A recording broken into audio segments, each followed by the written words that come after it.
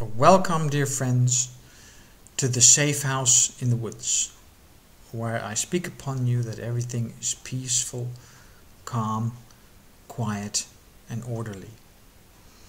Now, very often when I look on channels which deal with the topic, either from an authority point of view, so either people have studied psychology, or from an experience point of view, I often see them using the word narcissistic person in the same sentence as evil and in the same sentence as Satan.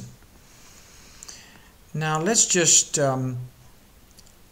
consider for an instance this possibility, that besides dealing with a person, you are also dealing with something similar to Satan.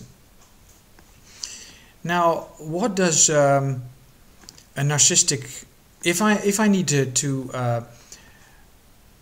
go to battle, say I need to go to battle 2,000 years, I was living 2,000 years ago and I had to deal with a giant living in my valley, then certainly I would be drinking a coffee with King David from the story of David and Goliath.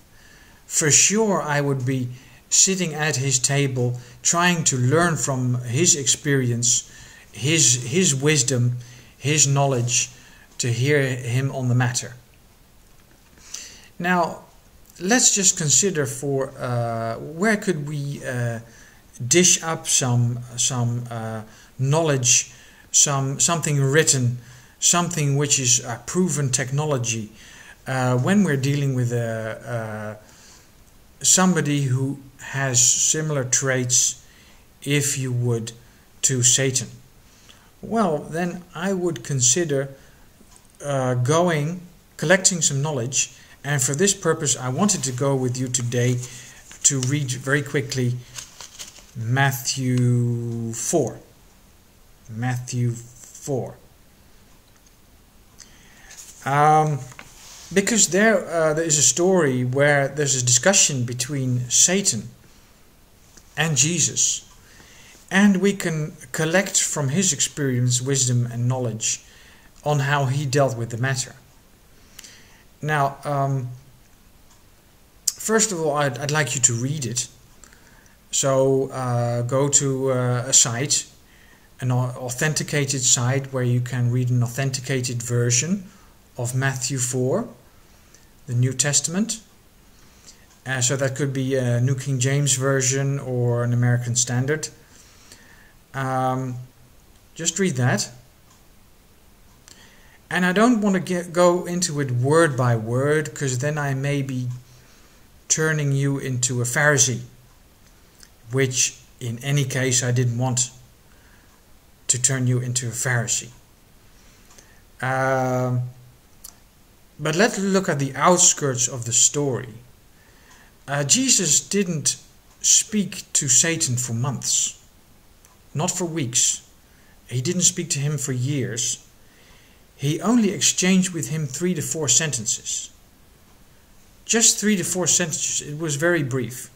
Satan tempted Jesus with various items, and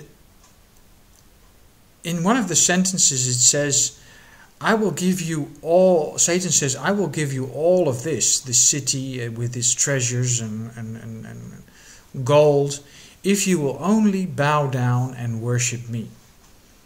Now from that point of view, I can agree with the people who say, well, when dealing with a manipulative person, a narcissist, the end goal is they want attention and worship from particularly you. And let's just take the example of Jesus. What did he do with it? First of all, he kept the discussion very, very short, because Mathew 4 isn't a very, very large chapter. It's only 11 passages. And at the end, he closed the discussion and he said, Satan, get behind me. And I would like to propose that the grey rock technique or the grey stone technique, which is advised by psychologists but also people with experience in their life, which worked for them, and basically that's closing the discussion. But who did it first? The oldest scripture to my knowledge is Matthew 4. So maybe you read it in a book, maybe you got it from internet, but I'm sure that the story is 2,000 years old, at least. And this outcome I'd like to copy, just like I'd like to copy the strategy of King David. If I need to take a giant down, I'd like to copy his strategy. And in this case, I'd like to copy this strategy. So meditate on that. Think about it. Consider that. If that's a good strategy for you, for your situation, to